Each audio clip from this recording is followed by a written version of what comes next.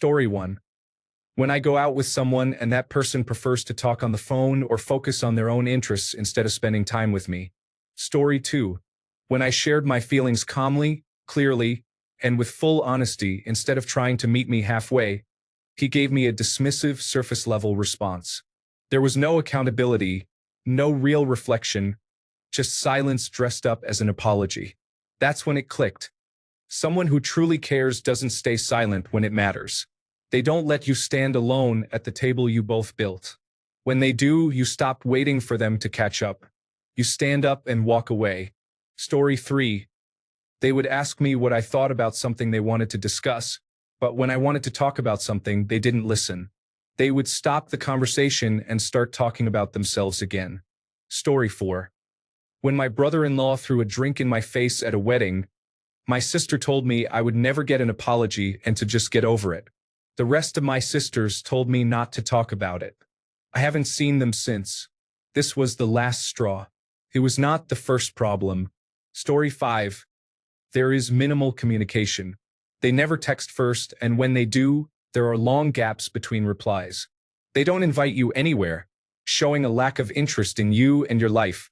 Story 6. I was 7 years old when he picked me up because his parents forced him to. I went with him because my mom said I had to. We spent all day at a greasy local pizza place, playing games with the $20 my mom had given me to spend. At the end of the day, he drank beer while I played in a cardboard refrigerator box until we both fell asleep. Story 7. Went on a weekend trip and found a lovely venue with square dancing. She danced all night with a stranger and ignored me. Story 8. I had just given birth to my second daughter in under 18 months. I was hurting and overwhelmed. I had 2 abdominal surgeries in the space of 3 days. My ex-husband immediately started talking about trying again for a boy. I began to cry. I said, "Look around. The house is a mess. I haven't slept for more than 2 hours in a week. I can't have another baby. This is not a well-run machine. I'm drowning. If you want another baby someday, you need to help me more around here. I can't do it all myself." He nodded thoughtfully, looked me in the eye and said, I know you can't, but I wish you could. There are single mothers out there who do it all themselves. Why can't you?" And that was the moment I realized my marriage was over. Story 9. When I am his girlfriend and I hang out at his house with him, all he does is ignore me and watch videos for 5 hours. Story 10. When everything else is more important and I get treated as if I'm always available for them, but they are never available for me. Story 11. When they stopped caring about how their actions affected me, I remained considerate of them in my decisions. Story 12. When Mom shrugged off her brother robbing her inheritance, she became absolutely furious. I have puzzles left on the shelf at the family home, and she called me a burden, unfair, and many other things. She has said and done many things as bad or worse, but this was the last straw for me. She either doesn't notice or care that I've put maximum distance between us, or she does and refuses to acknowledge why I might feel this way. Story 13. When you confide in someone about traumatic experiences you have had, and they later use those experiences as ammunition to manipulate and undermine you when you do something that displeases them. Story 14. When I realized there are over 8 billion people in the world, nobody cares about you and nobody cares who you are. Story 15. I had a work best friend. She was never happy with the workplace and considered quitting. I expressed my concern that our friendship would end as soon as we no longer worked together. As soon as we separated workplaces, she ghosted me about 6 months later. During that time, she often ignored my texts or said she needed more time before meeting. She knew what a terrible overthinker I am and that I need an explanation when people cut me off. It was clear she didn't care about me or my feelings. Story 16. I was yelled at by a girl who was basically the leader of our friend group for something I didn't even do. They all knew I was autistic and had a significant problem with loud noise, not to mention that the girl was really cruel. Not a single one of them said anything. They didn't even look my way and pretended nothing was happening. I had to be sent home after completely shutting down and going mute for over 2 hours. When I asked one of my closest friends in the group why she didn't do anything, She claimed she didn't want to get involved in drama. 3 of them sent me a text. The drama girl just told me, "If you're coming back, we have a substitute." Another girl sent me a text saying the girl had gone a little too far, but that it was understandable because I shouldn't have done what I did, which I didn't even do. Only one of them sent me a text asking if I was okay and saying the girl shouldn't have acted that way. Story 17. A colleague was assigned by our manager to be extra nice to me because I was a new hire but had 13 years of experience previously. I had just lost my last parent, my mother, after taking care of her for 12 years alone in a remote area. I opened up to her, thinking we were becoming fast friends. Over the summer break, I thought we would see each other more since we spent so much time together at work. With her coming by my classroom, sharing about my family and experiences, and offering encouragement. She was seeing someone, so I figured what was the harm? After a lot of asking, we finally had lunch. However, another female colleague joined us. I felt like I wasn't trustworthy or something, so we ate. It was okay, but all we talked about was work. I thought we would share stories or bond, but no, it was strange. I suggested we go bowling. It was hot, so we went. I paid for 3 games. My friend asked if I was ballin'. I didn't understand the reference, so I just said I guess so. Later, I wanted to tell her I missed her over the break. You know, I really did miss you. I had texted this earlier that summer. Suddenly, there was a chill. Did you miss the other colleague too? No, we don't cross paths that often. Things felt tense. There was more silence than usual. I tried to mend things, mentioning how I missed our talks and seeing each other at work. We're friends, right? So long as you're not catching feelings.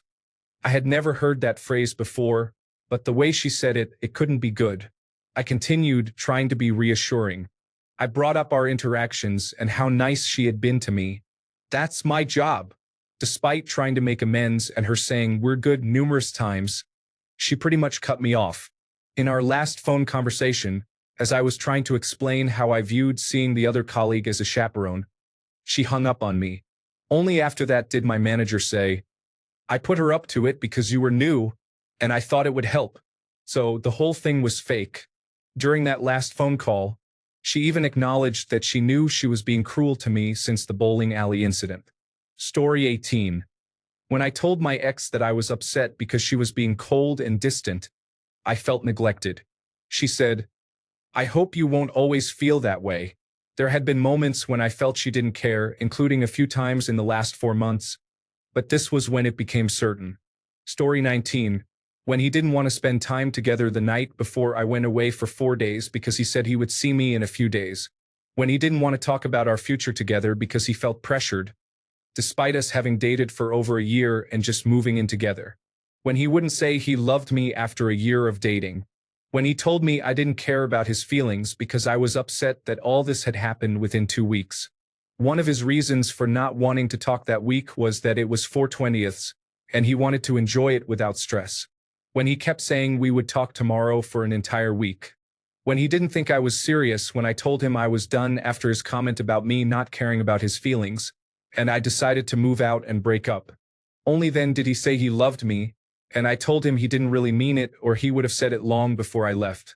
Anyway, I am now in a very healthy relationship with someone who enjoys discussing our future, tells me he loves me 10 times a day, is excited to marry me, and has been nothing short of amazing over the past 2 years. Ending relationships can be difficult, but you learn what you don't want in your next one, as well as what you do want, and you realize you don't need to lower your standards any longer. Story 20.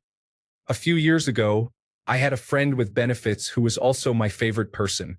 I have borderline personality disorder, and this term is used to describe an individual that people with this condition cling to and become emotionally dependent on. He always gave me advice, listened to me, and since we were friends with benefits, we had passionate sex that I mistakenly interpreted as emotions from his end. It took me almost a year to realize that he felt nothing for me. He respected me as a human and wanted to help since he is in the medical field and noticed I was mentally unwell, but he did not care about me. I don't blame him for it, though. He told me right away that he was in it for the sex. Story 21. 5 years too late. It marked 5 years of my marriage and its downfall, which occurred about 10 years ago. There are two good aspects that prevent me from saying it was wasted time. The good memories from before and our 15-year-old daughter, who is my treasure and my best companion. We share hobbies and often act as partners when it comes to indulging in guilty pleasures. She inherited all the wonderful traits I loved in her mother's personality.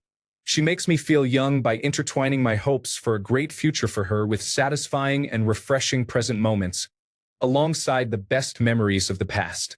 Story 22.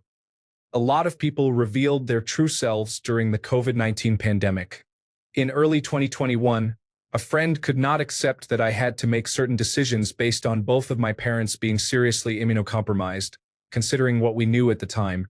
Throughout 2022, I largely avoided crowds, and if I did go out, I waited about 5 days to see family without a mask indoors. Did it suck? Yes, but I did it because both of my parents preferred it that way.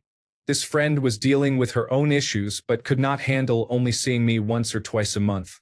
At that time, we were in our early 30s, and now that I'm in my mid-30s and that's how frequently I see many of my friends, I find it odd. She was fully aware of my situation, and I told her that if she was in a large group, such as a concert or party, she should let me know, and I would see her in a few days or we could hang out outdoors. However, she insisted that I was avoiding friends and isolating myself. She could not fathom that I would actually be seeing other people. She kept telling me how bad it was for me to do this. Eventually, this annoyed me, and I went low contact with her. Other strange events occurred, and later she sent a really inappropriate email that revealed how unaware she was of my life, and that everything I did or said did not revolve around her. She was essentially centering my life around her and assuming I had nothing else going on. I stayed low contact and realized that email was entirely about her and what she wanted. I saw her at a party, and she confronted me. I tried to de-escalate the situation, but it did not work. A friend even attempted to intervene. I found out later that she told others I was effectively the aggressor in the conversation, which is ironic because she initiated it. I tried to remove myself from the public eye and calm things down, and people who witnessed the interaction noted that I was hunched over, looking at the ground, while she was leaning forward and gesturing. Anyway, I don't talk to her anymore. The last 2 times I saw her publicly, she didn't speak to me and was rude to my husband. I am sure she thinks she is in the right here, but I don't think she is capable of caring about anyone outside the context of herself. Story 23. When I stopped all communication with everyone for my mental health, one person still contacts me. Story 24. Indifference is something I don't hold against people. I'm just one person in a large world. Any indifference has to be calculated before I take offense. For example, I listened to my store manager tell a colleague that her previous cashier experience didn't count toward her wages because the scales for weighing wholesale were different at her last job. You can imagine how someone trained to make excuses like that will treat others who they consider inferior. Story 25. When I stopped reaching out first and the silence was louder than anything they could have said. It is a brutal feeling, but also a freeing one once you see it clearly. Story 26. I have told people that I didn't care about them when I actually did. I have also told them that I cared when I didn't. I am certain that you have done the same. Is that just how people are? It does hurt more when you genuinely care and then discover that they did not feel the same way. However, you can console yourself with the fact that it's not the end of the world. It's nowhere near as painful as losing someone you love. That is a pain I cannot describe. Story 27. Narealize ko na hindi na niya talaga ako pinapahalagahan. Wala siyang pakialam nung pinaghintay niya ako ng 7 hanggang 11 oras bago sumagot sa mensahe ko. Hindi dahil busi siya, kundi dahil hindi na niya pinaprioritize ang effort ko. Ramdam ko na, kasi kahit ilang oras akong naghihintay, parang wala lang sa kanya. Hindi na niya napapansin kung nasasaktan ba ako o kung nagtatampo na ako, dahil hindi na siya nag-e-effort para ayusin ang mga nasira niyang bahagi sa pagitan naming dalawa. Doon ko rin mas nakita na mas ramdam ko na ang lungkot kaysa saya kapag kasama ko siya. Parang presence pa lang niya, ang bigat na sa dibdib, hindi na nakakapagpasaya. Hanggang sa dumating ang punto na hindi ko na naramdaman na ako ay priority niya. Sa totoo lang, siguro hindi niya talaga ako naging priority kahit kailan. Kasi hindi naman ako ang ex niya. Sa buong panahon na akala ko mahalaga ako, hindi naman pala. Story 28. When my mother chose abuse over our safety, she refused to leave, choosing to stay despite the terror. She continued to prioritize him over her only child, who was pleading for her to leave. Story 29. For the last time 6 months ago, a standout moment was when we had a mouse crawl into the stove. I was screaming and genuinely scared. He looked at me with disgust and told me to be quiet. Story 30. I found out my dad has cancer. I shared this with someone I deeply cared about. She asked me 2 questions, and after that, she spent the next 20 minutes discussing her issue with her boss. That was the first time I completely zoned out in our entire history. It also confirmed that she never cared about me. Story 31. I tried to reconcile with my bullying, lying, and cheating mother. She initially stopped talking to me after I reported her to social services for fabricating evidence against my father to gain full custody of my siblings. My husband had just died of cancer, and her mother had died of cancer when she was a child, so I thought she would improve for the sake of our relationship. I told her that if she lied to me again, I would be finished for good. I received a letter from a debt collection agency 6 months after my husband died and had no recollection of the account, as it had been about 5 years since I used it. I asked her if she received any letters regarding the debt since her address was still my childhood address, and she said no. I went to the bank to dispute it, but they showed me the letters that had been returned to them, which were in my mother's handwriting. The letters had been going to her address. It turned out she had been receiving bank letters in my name for £50 that had accidentally remained in a student account overdraft for 5 years. The charges had accumulated, and I now owed £800. I confronted her, and she denied it, but I told her I had seen the letters. She claimed her new husband made her do it and then lie about it, showing no accountability whatsoever. Fortunately, my late husband's death benefit covered the debt, though it was my responsibility for not changing my address or closing the account. Story 32. It is impossible to know with certainty how someone else feels. However, when she took our children and filed for divorce under the pretense of a family visit, then stated, "You had your chance at shared custody when we were together," it sent a clear message. Hearing about other difficult divorces where the partners still insured their exes could be an equal part of their children's lives made me realize how exceptional her behavior is, especially since I have always pursued equal custody. Story 33. When she moved to a city 150 miles away, we were engaged. However, she did not inform anyone at her new job about our engagement for almost a year. I remained committed during that time. Eventually, after nearly 3 years, I accepted the situation. Story 34. I had a friend who always made conversations about herself. If I texted her to ask how she was, she always started complaining about her life no matter what. Every time she messaged me, she began with, "Hey Tumbleweed, how are you?" Regardless of whether I was doing well or grieving a loss, she consistently overwhelmed me with complaints about her life and problems. You could easily tell she was pretending to care and be happy about my situation. For the record, she is a high-level manager who works 2 to 3 hours a day and not every day. She has 3 times the income of an average person and leads one of the easiest lives I know of. I completely cut ties with this person. Story 35. I texted her, ordered a drink at a coffee shop, waited for it, then sat down and pulled out my phone to reply. She had sent me 10 messages expressing her distress because I wasn't responding immediately. That wasn't love or care. It was a sign of mental health issues. I ended the relationship with her soon after. Story 36. When she was still part of my bridal party, she completely ignored me and everyone else, acting as if she didn't want to be there the entire day by hiding in the farthest corner of the venue. Story 37. When I was there for my ex, even in the most absurd and difficult situations, he was never there for me when my mental health declined. He even gave me the silent treatment during a challenging depressive episode. Do not stay with people who do not care about you. You deserve more. Story 38. This is a powerful question. For me, it was about 6 years ago. At my mother's funeral, I looked at my brother and calmly accepted that he had distanced himself from our family long before that day. I realized that I was the only one of us who was honestly grieving my mother's passing. There is much more to this story, but in hindsight, that moment of realization was sobering. Story 39. When I confronted him about a lie, he seemed indifferent. He said one thing in a text and the opposite in real life. He continued to insist on the lie. I asked if he lied about something so trivial, what else could be a lie? I inquired about the small and big things he might have lied about. He became withdrawn and distant. Story 40. When you realize you are the one making the effort to contact others, it is important to stop, especially when they never reach out to you, not even for your assistance. Story 41. When I was 6, my mother booked me a cab instead of an ambulance due to stomach pain for a condition she knew I had all along.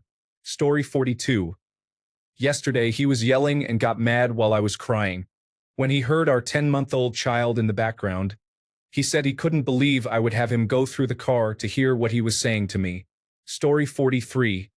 In the back of my mind, I always know that is the truth. However, I make excuses, which is something I learned in therapy. Story 44. Living with an ex can be challenging.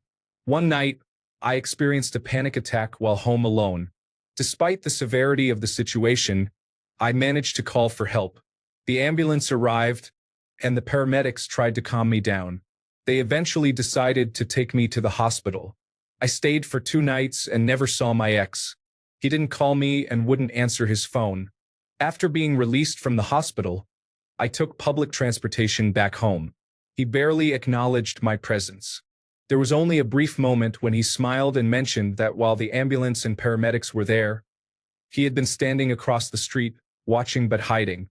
Story 45. I don't think they didn't care about me, but rather that they cared about themselves more. I have been working to respond, not react, when provoked. So when I responded and received a brief apology, I let it go. When they returned to being disrespectful within 5 minutes, while discussing something important to me but only in the context of themselves, I began to react. When we attempted to repair things and I shared my fears and emotions, they literally asked me, "What does this have to do with me?" This illustrates everything you need to know. There I was, being honest, transparent, and vulnerable, and they didn't care. Story 46. My friend told me to contact him whenever I needed help with moving, but when the time actually came, he made every excuse possible. Story 47. We were set to attend the Download Music Festival, but the day before, I was hit by a car and thrown from my bike. I dislocated my left shoulder and broke my right wrist. My partner was upset because she was called out of work. While we were putting my bike in the back of the car, with only my left arm to help, she kept dropping it on purpose, aggravating my injured shoulder. She did this 3 times. When I asked why she kept doing that, she just shrugged. On the drive home, she only mentioned that she had canceled the babysitter for the weekend but was still going to the festival with her best friend instead of me. I was to stay home to look after our 2 young children. On the second day of the festival, she texted me saying she needed £200 transferred to her account because she had lost her Wellingtons and her tent had been damaged. I found out years later that neither was true. She had spent all her money in the first 2 days and had nothing left. Story 48. When they treat you like a servant and then complain that you are the problem, it can be frustrating. Their whole family takes advantage of your kindness, and it feels unfair. Story 49. When I called my ex-boyfriend because I was sexually assaulted a couple of days after we broke up, he responded, "Why did you call me?" and showed no concern. Thanks a bunch for sticking around till the end of the video. Remember to subscribe, and until next time, stay awesome and goodbye.